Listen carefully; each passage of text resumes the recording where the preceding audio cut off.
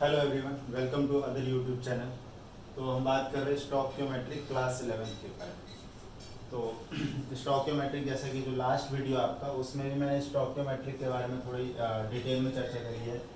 तो देखो, स्टोइकियोमेट्रिक ना यूजुअली एक सिंपल एक टॉपिक नहीं है। स्टोइकियोमेट्रिक को समझने के लिए आपको मोल कंसेप्ट पूरा आना चाहिए, कंसंट्रेशन पूरा आना चाहिए, और मेन तभी आपको समझ में आएगा जब ये ना आप इस पर क्वेश्चंस करो। स्टोइकियोमेट्री सिंपल मैं बोलूँ कि एक सिंपल सा रिएक्शन है, carbon plus oxygen gives carbon dioxide. इसमें क्या है स्टोइकियोमेट्री है? तो इसमें बेटा यही स्टोइकियोमेट्री है कि 1 mole of carbon is react with 1 mole of oxygen two gives 1 mole of CO2। क्योंकि सबके आगे क्या है, 1 1 है। इनिशियल इसकी स्टोइकियोमेट्रिक तो यही 1 होगी। मैंने उसमें आपको लिमिटिंग रिएजेंट निकालना समझा दिया था, एक रिएक्शन में लिमिटिंग रिएजेंट कैसे फाइंड करते वो बता दिया था, और कैसे अमाउंट कैलकुलेट करते हैं वो भी मैंने बता दिया था। ठीक है, एक एग्जांपल की हेल्प से। अभी हम क्या कर रहे हैं कि एक दो एग्जांपल्स और ले रहे हैं, और आपके एनसीईआरटी की बुक से ही ले रहे हैं। ठीक है, ताकि आप कनेक्ट करने में आसानी हो। आप अपने पास अपनी एनसीईआरटी रख लो।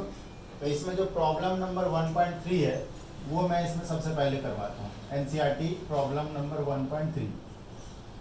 देखो, इस क्वेश्चन में आपसे क्या कह रहे हैं, calculate the amount of water produce by combustion of 16 gram of methane. तो सबसे पहले आपको मीथेन का कंबशन करवाना है। मीथेन गैस होती है CH4 गैस, और इसको आप कंबशन करवाओगे तो बनेगा इसमें CO2 and water. CO2 and water. सबसे पहले इसको बैलेंस आप कर लेंगे।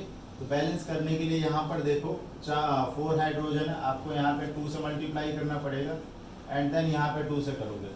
अब आप इसमें देख लो कि गिवन क्या है, calculate the amount of water produce. Water produce बताना है किससे, 16 ग्राम ऑफ मीथेन से, ये है। अब जरा देखो, मैंने बोला था स्टोइकियोमेट्री के क्वेश्चन आप जब भी सॉल्व करोगे तो आपको मोल के टर्म्स में सॉल्व करना है। ठीक है, देखो यहाँ पर 16 ग्राम ऑफ मीथेन में आप मोल निकालो, है ना। इनिशियली क्या है, ये मोल कितने आगे 16 अपॉन में मीथेन का molar mass, given mass upon molar मास। देखो मोल का क्या फार्मूला होता है, गिवन मास अपॉन मोलर मास। तो ये फार्मूला लगा के आप मोल निकाल लेंगे। 16 अपॉन में इसका मोलर मास भी 16 ही होता है। तो कितने मोल आ गए बेटा, 1 मोल आ गए। देखो 1 मोल आ गए। अब 1 मोल से हम क्या बताएंगे कि कितना अमाउंट ऑफ वाटर बन रहा है। ठीक है, इसको चलो करते हैं। तो 1 मोल मीथेन से वाटर कितना बन रहा है ये देख रहे हैं। अगर हम इसकी स्टोइकियोमेट्रिक स्टडी करें तो 1 mole of methane gives 2 mole of water. क्या है, देखो 1 mole of CH4 gives 2 mole of water. ठीक है, तो ये देख लो इसके कितने मोल है, 1 मोल से क्या बनेंगे, 2 mole of water. Therefore mole of water equals to 1। अब इसका फार्मूला लगा दो, given mass of water upon molar mass of water equals to 1। और मोलर मास ऑफ वाटर कितना होता है बेटा, होता है 18 इधर आके मल्टीप्लाई हो जाएगा, that means 1 second equals to ये 2 मोल ऑफ वाटर है। यहाँ पर देखो 2 मोल ऑफ वाटर, 2 मोल। तो अमाउंट कितना हो गया, 36 ग्राम ऑफ वाटर। माने 16 ग्राम ऑफ मीथेन को आप कंबशन करोगे तो आपको कितना मिलेगा, 36 ग्राम ऑफ वाटर मिल जाएगा। तो ये आपका प्रॉब्लम नंबर 1.3 है।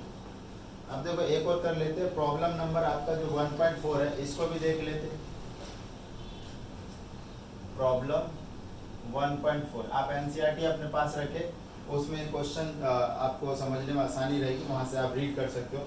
इसमें पूछ रहा है कि how many moles of methane are required to produce 22 gram of carbon dioxide.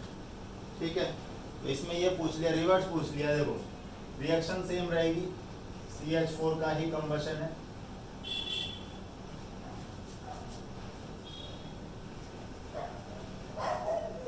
तो बेटा इसमें पूछ रहा है कि ये जो 22 ग्राम कार्बन डाइऑक्साइड बना है इसके लिए मीथेन की रिक्वायरमेंट कितना है।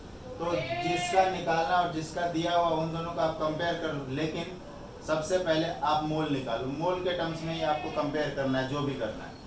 तो मोल निकाल लेते हैं इसके। 22 अपॉन में CO2 का मास देखोगे, CO2 का मास हो जाता है 44। ये देखो कार्बन का 12 अब प्लस में 2 इंटू एक ऑक्सीजन का होता है 16, तो कितना हो गया ये 44। तो यहाँ पे आप 44 रख देंगे बेटा, हो जाएगा ये 0.5 मोल, 0.5 आ जाएगा। तो देखो इसको बैलेंस, ऑलरेडी बैलेंस है, मैंने यहीं से लिखा है क्योंकि ये बैलेंस इक्वेशन मैंने लिखा था यहाँ पर, ठीक है, ये वाला, ये हमारा बैलेंस था। तो ये देख लो जरा यहाँ पर क्या है, अगर हमें स्टेटमेंट पढ़े स्टोइकियोमेट्रिक, तो 1 मोल ऑफ CH4, ये देख लो 1 मोल से 1 मोल बन रहा है, 1 mole of CH4 gives 1 mole of CO2, ठीक है ना। तो अगर इसका 1 मोल होता तो इसका 1 मोल है, इसका 0.5 मोल होता तो इसका 0.5 मोल। रिवर्स भी पढ़ सकते हैं कि भाई 1 mole of CO2 is obtained from 1 mole of CH4। तो हम यहाँ से मोल ऑफ CH4 निकाल लेंगे, कितना आ जाएगा, जितना ये वाला है उतना ही ये होगा, क्योंकि 1:1 का रेशियो है। अगर 1:1 का रेशियो है तो मोल इक्वल होंगे, तो 0.5। तो given mass of methane upon molar mass of methane equal to बेटा 0.5। तो गिवन मास ऑफ मीथेन आपका निकल के आ जाएगा 0.5 इंटू में 16, दैट इज 8 ग्राम, ठीक है। ये आपका प्रॉब्लम नंबर 1.4 है, ठीक है, NCERT ही ले रहा हूँ मैं। इसके बाद जो प्रॉब्लम नंबर 1.5 है, ये थोड़ा सा लेंदी है, इसको मैं समझाता हूँ। अक्सर ये वाला जो 1.5 है आपके एग्जाम में पूछा जाता है, स्कूल एग्जाम में यूजुअली। इसमें थोड़ी सी वैल्यू वगैरह चेंज करके पूछते हैं। तो प्रॉब्लम नंबर 1.5 ये आप अच्छे से देखो,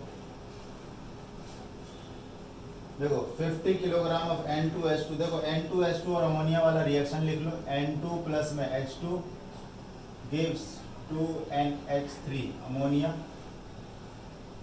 ठीक है। ये हमने बैलेंस रिएक्शन लिख दिया, फॉर्मेशन ऑफ अमोनिया का, ठीक है। हैबर प्रोसेस बोलते हैं इसको बेटा, अगर नेम जानोगे तो इस रिएक्शन का नाम हैबर प्रोसेस होता है। हैबर प्रोसेस रिवर्सिबल होता है, तो जब ये एक्चुअल आएगा रिवर्सिबल इक्विलिब्रियम में होता है, वहाँ पे बताएंगे।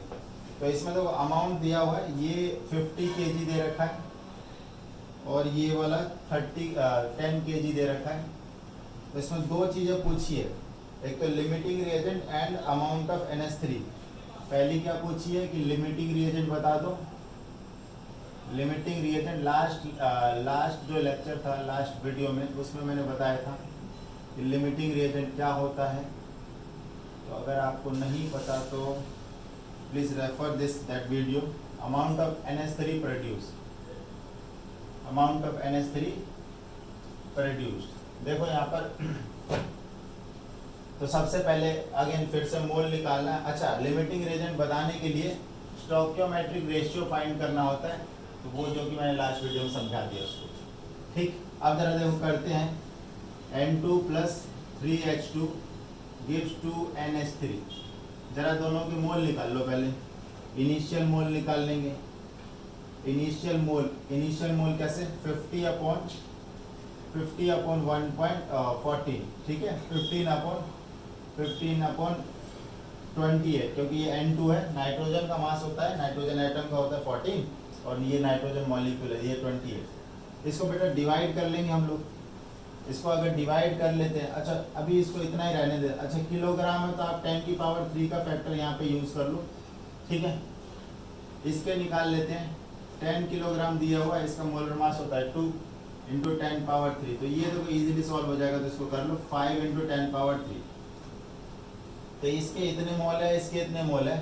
अब लिमिटिंग रिएजेंट फाइंड आउट करना है। लिमिटिंग रिएजेंट के लिए मैंने स्टोइकियोमेट्रिक रेशियो बताया था, वो क्या होता है, मोल अपॉन में स्टोइकियोमेट्रिक जो कोफिशिएंट होता है उसका रेशियो होता है।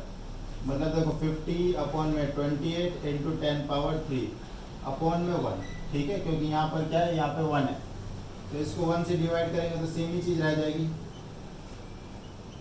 अब यहाँ पर देखो ये 3 से डिवाइड हो जाएगा, 5 इंटू 10 पावर 3 अपॉन 3। तो रिलेटिवली अगर बात करें तो ये जरा देखो इन दोनों में बड़ी वैल्यू क्या है, ये वाली वैल्यू जो है वो बड़ी है। अगर तुम्हें समझ में नहीं आ रहा तो डिवाइड करके देख लेते हैं। ये देखो 50 को 28 से डिवाइड करना है, 28 22.0। अभी ये देखो कितने पाएगा, 28 64। ये लगभग आपका 8 पे ही जा रहा है, ऑलमोस्ट कह सकते हैं, ठीक है। तो अप्रोक्स 1.8 इंटू 10 पावर 3, एक तो ये है, और देखो 5 और 3 को अगर आप डिवाइड करो तो 1.6 इंटू 10 पावर 3। वैल्यू कौन सी बड़ी है, वैल्यू ये वाली बड़ी, और ये छोटी है। तो स्टोइकोमेट्रिक रेशियो जिसका छोटा होता है, जो कम होता है, that is the limiting reagent, that is the limiting reagent. तो पहले सवाल का जवाब मिल गया कि who is the limiting reagent here. So hydrogen is the limiting reagent. Hydrogen क्या हो गया, ये हाइड्रोजन हो गया हमारा लिमिटिंग रिएजेंट, ठीक है। तो लिमिटिंग रिएजेंट जब एक बार आपको पता चल गया तो क्वेश्चन में आगे बढ़ते हैं। अब जो प्रोडक्ट जो फॉर्म होता है बेटा, वो लिमिटिंग रिएजेंट के ही अकॉर्डिंग बनता है, मतलब उसी के स्टोइकोमेट्रिक रेशियो में बनेगा। एक्सेस रिएजेंट का काम नहीं। एक्सेस रिएजेंट तो अगर तुमसे अगर ये पूछ ले कि कितना अमाउंट बचा हुआ है तब यूज करना है, अदरवाइज लिमिटिंग रिएजेंट से काम चल जाना है। तो अमोनिया बताना है कितना बना है। तो अगर रिएक्शन को हम पढ़े, 3 mole of H2 gives 2 mole of ammonia. देखो 3 mole of H2 gives 2 mole of ammonia, ठीक है। तो यहाँ से देखो हमें, हमारे पास कितना मोल है, हमारे पास ये मोल है, ये 50/28 इंटू 10 पावर 3। तो ध्यान से देखो, मतलब अगर 3H2 से हमें मिल रहा है 2NH3, 2 मोल, मोल के टर्म से बात कर रहे हैं। 1H2 से हमें क्या मिलेगा, 2/3NH3। और ये देख लो जो, अच्छा लिमिटिंग रिएजेंट, सॉरी हाइड्रोजन है तो इसके हिसाब से बनाना, हाइड्रोजन के हिसाब से। तो 5 इंटू 10 पावर 3 हाइड्रोजन से बनेगा हमारा 2/3 इंटू 5 इंटू 10 पावर 3 NH3। तो मोल आ गए हमारे पास, मोल आ गए किसके, मोल ऑफ NH3 हमारे पास आ गए। कितने आ गए, 2/3, इसको आप कर लो 10/3 इंटू 10 पावर 3, ठीक है। तो मोल क्या होता है, गिवन मास अपॉन मोलर मास। तो ये देखो बेटा 1/3 इंटू 10 पावर 4 है, 10 की पावर 1 और इंटू 10 की पावर 3, पावर ऐड। तो mass equals to, given mass equals to, तो मोलर मास अमोनिया का कितना होता है, 17 होता है। तो 17 into 1/3 into 10 power 4, that is 17/3 into 10 power 4। इसको अगर डिवाइड कर देंगे 3 5 और 3 6, अप्रोक्स वैल्यू इतनी आ गई। इंटू 10 पावर 4 क्या करेंगे, इसको लिख देंगे ग्राम में। तो यहाँ से कन्वर्ट कर दो इसको किलोग्राम में। तो 5 6 इसको कर दो इंटू 10 पावर 3 ग्राम। तो ये देखो इतनी वैल्यू, इसको क्या लिख देंगे, किलोग्राम। तो 56 किलोग्राम जो है इसका आंसर आपका आ गया। अप्रोक्स वैल्यू हो सकता है कि अगर एक्चुअल आंसर देखेंगे एनसीईआरटी में तो दैट इज 56.1 किलोग्राम, ठीक है। दैट इज 56 अप्रोक्स आंसर, थोड़ा बहुत ऊपर नीचे हो जाता है क्योंकि यहाँ पे जो डेसिमल प्लेस है मैंने सिंगल डेसिमल प्लेस तक किया है, ठीक है। तो ये आपका 1.4 1.5 1.6।